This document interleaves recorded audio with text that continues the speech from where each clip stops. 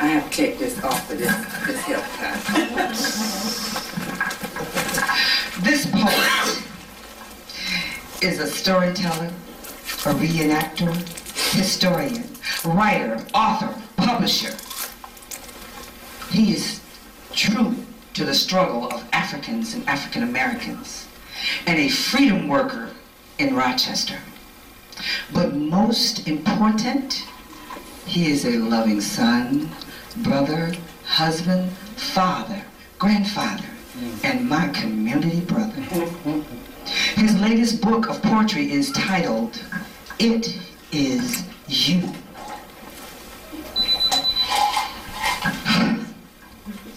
It is a powerful, powerful book of poetry. We have some over here on the table. And believe me, when you read some of these poems, you are going to say, it is me. Ladies and gentlemen, Mr. Robert Djed Snead.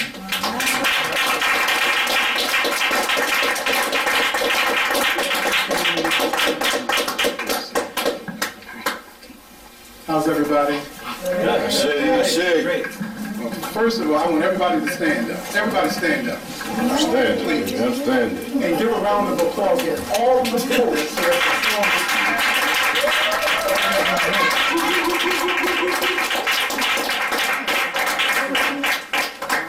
I'm going to sit because I want to share some things with y'all in a minute. And before I even go any further than this, did anybody here know Arthur Brown? Yes. Yes. Arthur was a good man. Yes. He was a wonderful man, educator, a teacher, an actor, and they had his funeral service today. So before we go any further, let's please have a moment of silence for the accomplishments and what he did for this community. Thank you.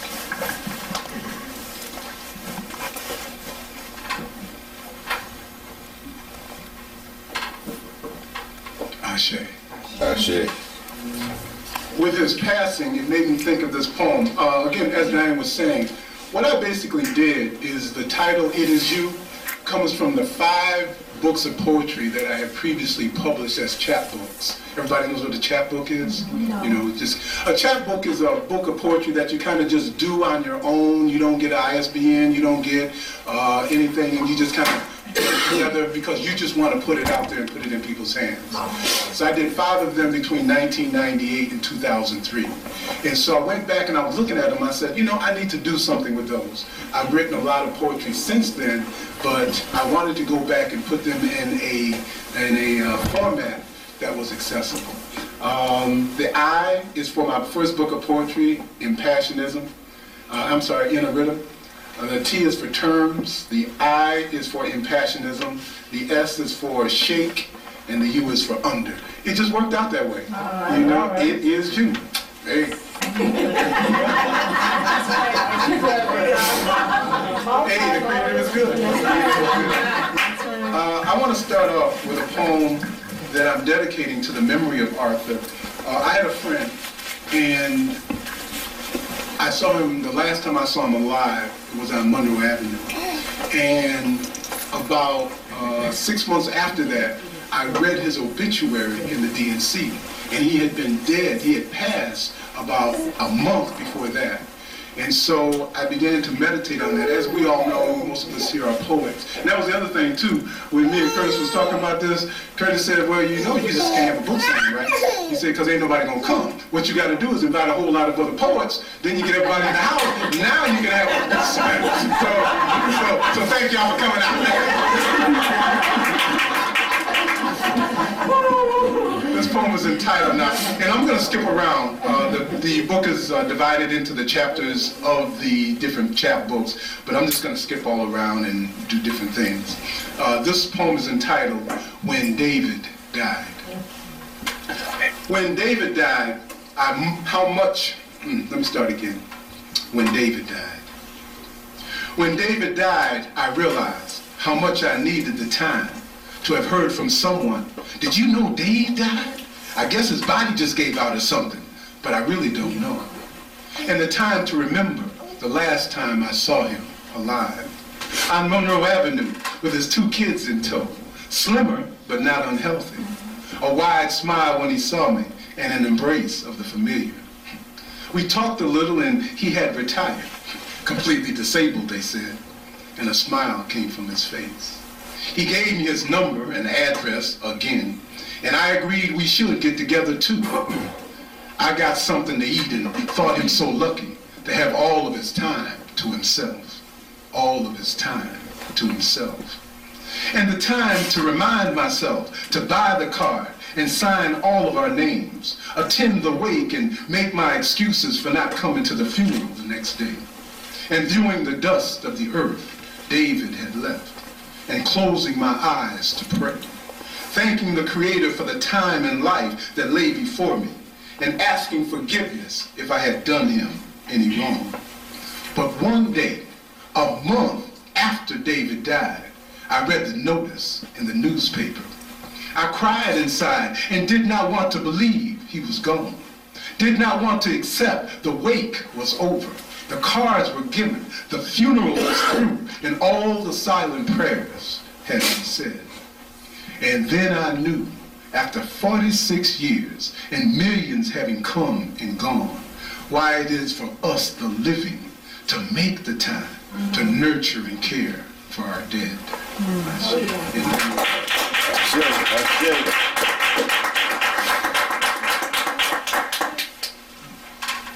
Somebody did a poem about mothers. Who was that? It was Sarsaparilla. We just got back from Bogalusa, Louisiana, a day in front of those storms. Bogalusa, Louisiana. Oh, yeah. That just rolls off my lips now. When I first met my wife, Stephanie, a number of years ago. In fact, y'all give us a round of applause. We'll be celebrating 28 years of marriage. All my life.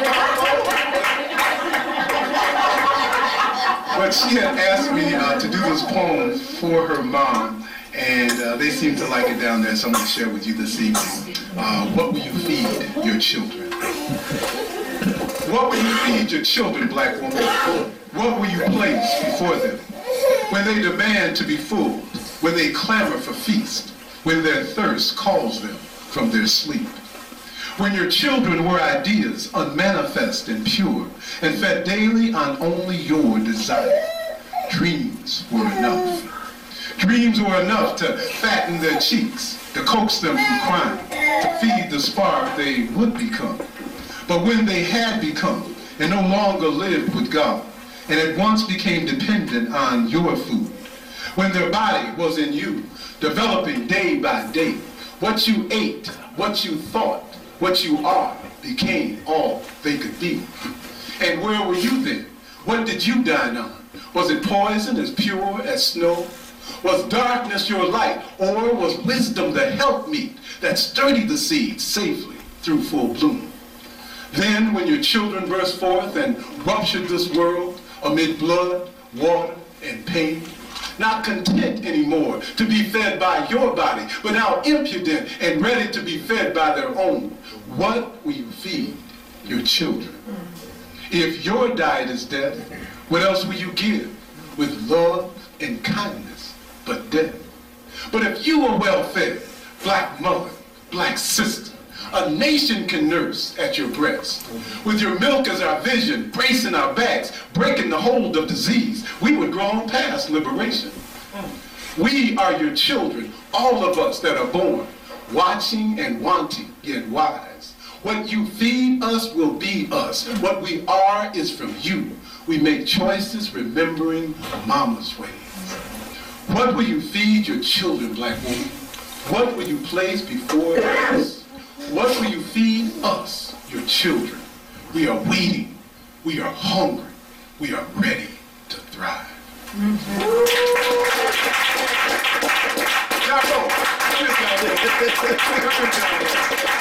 I had the pleasure of backing this brother up over at Baobab, and Ja Rule kicked it. He called it Echoes of Africa, and believe me, Ja Rule kicked it. both me and my brother Jeremiah. My first book of poetry was called In a Rhythm. In a Rhythm. And it's on two levels, you know, in a rhythm and inner rhythm. But, you know, the way I wrote it, I always heard it with a Jamaican accent. So I'm going to put my brother on the spot, and he's going to read the first title of the first book that I wrote. It's called In a Rhythm.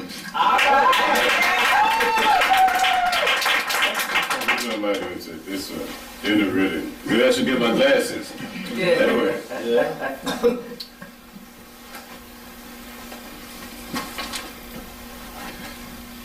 You know what? I am going to get my glasses.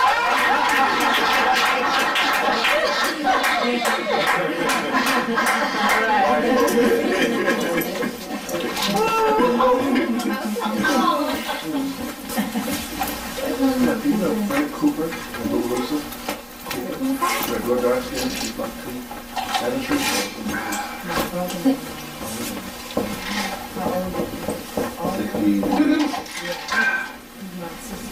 The Coopers. Red, big buck Pete. Dark skin. See, I mess up my work, it's not a problem. When I mess it up, it's a different thing. So, in the rhythm, girl, it boy right in with me. And all about time, and I'm old enough now to know and wait a while and see if you stay and beat. Everybody can hit a good lick or two, look up and catch a good day. But the rhythm, girl, is deep in us all and drive us through our lives. You got yours and I got mine, and sometimes rhythm meets and damn. Funky good stuff come out of your toes, joy and happiness explode. Sorrow too, rhythm and blues. But that's a part of rhythm. When the real and sometimes for a moment it looks as if it's last, but it turns into be an interlude. I know I'm grown and understand.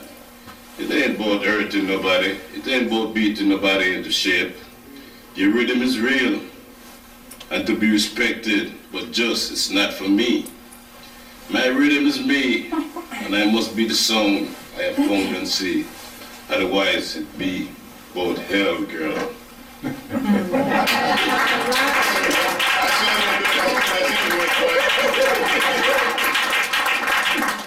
That's it.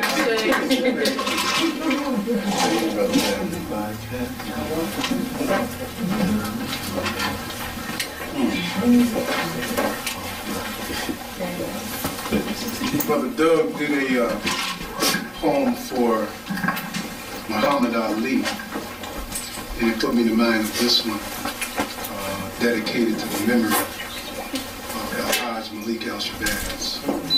It's entitled, Do You Remember? Yes. We remember where we were when Kennedy was killed. We remember when we heard about King. We remember Pearl Harbor in 1492, and we should remember all those things. But do you remember where you were when Malcolm X died? Do you remember what you were doing? When Malcolm looked over the crowd that would kill him into the eyes of his assassins, were you in a classroom or marching for freedom, making a phone call to your girl? Do you remember? When Malcolm saw the commotion and started to protest, when apparitions pulled shotguns and pumped hot lead in his chest, when his body lay warm but already in death. Were you somewhere sledding or listening to the blues? When the news was hot-wired like a lie too good to keep across the nation, all over the earth. Malcolm X has been murdered. He got what he deserved, killed by Muslims too. Where were you when you heard? Do you remember?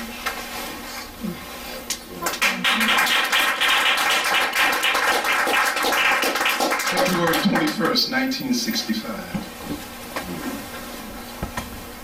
Anderson Avenue.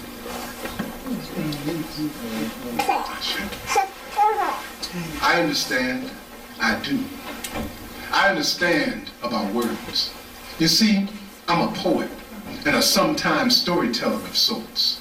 So I understand about words, how they sometimes heal, how they sometimes hurt, how they sometimes pierce, pop, penetrate, soothe, move, inflate, deflate, mesmerize, hypnotize, irritate, console, and confront.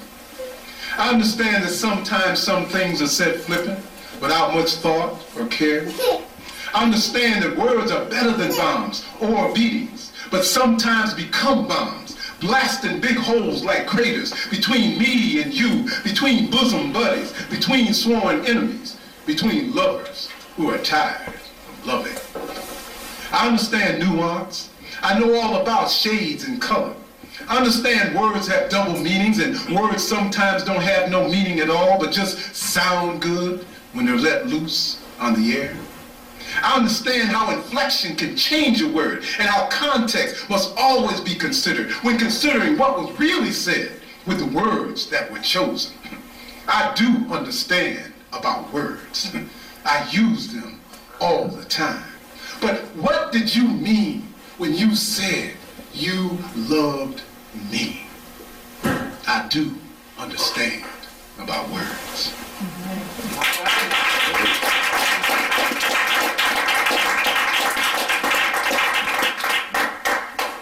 Do a couple more. This poem is entitled, I don't think I'm gonna do that. Oh, do it. Do it. Do it. Buck wild she was. All right now. Buck wild he became. Buck wild they are to this day. Buck wild she was. Buck wild he became. Buck wild they are to this day. She picked him carefully, paying attention to detail. She thought first and foremost only of herself. Her needs were simple and difficult to meet, and many men had fallen victim to her whims. She didn't mean to burn and consume with such heat. So many men had fallen victim to her whims. When their eyes first met, she saw the wildness living there, more wildness than she'd ever known before. When her hand first felt his, she knew what she had longed for was now within her grasp.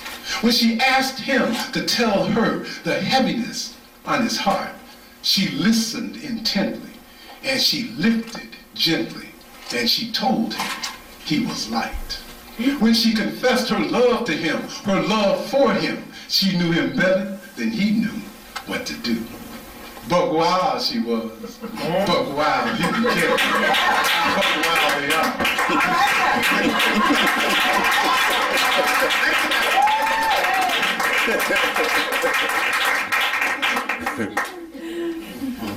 I worked for the Department of Social Services for over 23 years, and I was in the human services field for over 30. I worked for CPS for 1 year, and I decided that it wasn't the place for me. I just didn't see the kinds of needs being taken care of that our children needed.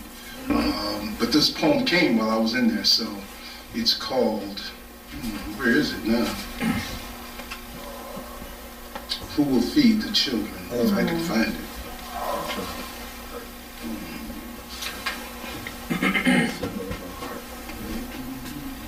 Who will, no, not who will teach the children, feed the children.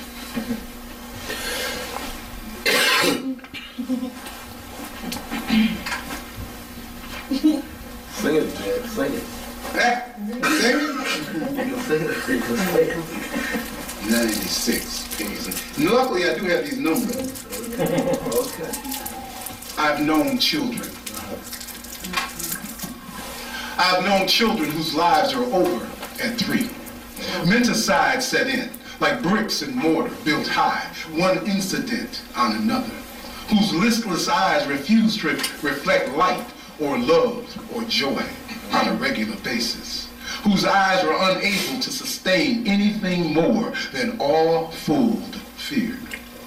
I've known children whose lives were filled with workers working out their own soul salvation on children unprotected and defenseless.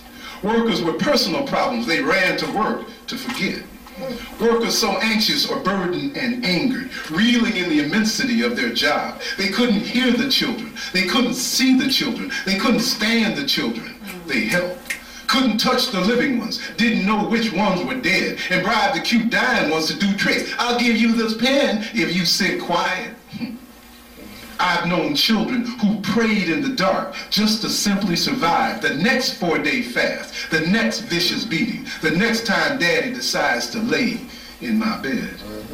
Children pass pats on the back and encouraging cliches. Children in the hands of an angry God. I've known children we should fear will grow older and will pay the wages we have earned in our neglect. They will laugh in our hour and will mock the doom they do and take pleasure in the terror that they bring.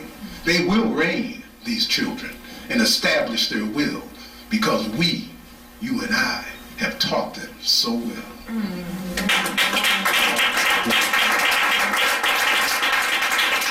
Two more. What time we gotta go, Bill? Okay. I hate TV. I hate it with television. The saddest part. The saddest part of TV is not that it's a cancer growing, a fungus gone mad, intent on being more. It's not even the crime of having spent bits of my time with it and not you. The saddest part makes me bluer than even knowing I am, in spite of my struggles, not even in its way. The saddest part is that children, in mind or body, listen, remember more to the tales it tells than to those simple things we storytellers and poets say. The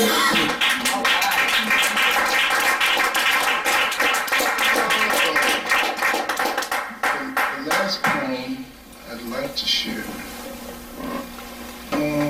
Apologies. Apologies is dedicated to the memory of Brother James Baldwin. As I said over at Baobab the other night, I saw this special on Brother Baldwin, and I began to realize that I didn't know as much as I thought I knew about him, and that if I had an erroneous idea of who Brother Baldwin was after what he went through and what he contributed, perhaps I needed to go back and look at a lot of other things. So I'll leave you with apologies. Apologies are always given too late because they come after the damage is done, after blood has been lost and scars inflicted, after darkness been replaced with the light. When sorries are said, time has been lost, and excuses don't raise time from the dead. There is only to go on and humble yourself and forgive as you have been forgiven. But apologies are just and a necessity of life, essential for us ever to find, force for ourselves in our lives on this earth. At 1 minute again, I and I. And so, accept these from me. Apologies I owe for repeating without reading the script, for opening my mouth before searching truth out, for being foolish and the problem itself. I apologize, James Baldwin. The image I held wasn't clear. I didn't know you had wrestled with demons all night, toasted and honored by them, allowed to observe until with insight you defined for us our fear. Even after your glory, when they said you had veered to the end of your time to speak, you were black and a man. You were black and a man. And I'm sorry I didn't know and didn't honor you when you were here. I apologize, Martin King, for not knowing you woke up after you told us you're dreaming. Forgive me, El Haj, all I knew was you hated and believed that your God was Allah. Elijah, they said what you said didn't matter. What could you know without degrees? And Marcus, I regret having thought all you wanted was for us to sit beneath African trees. And Nat Turner and Toussaint, Sojourner and Dubois, Tubman, Douglas and Delaney, Lumumba, Fanon, Diop, and David Walker, and others, countless others, currents in the stream. I apologize to you all for belittling what you've done and can only say from now on, I will try. I will listen to my elders and learn from those ancestors and study and serve the one living God. Yes. Apologies are always given too late because they come after the damage is done. Apologies are always given too late when they're offered and sent to our dead. I say you. I say.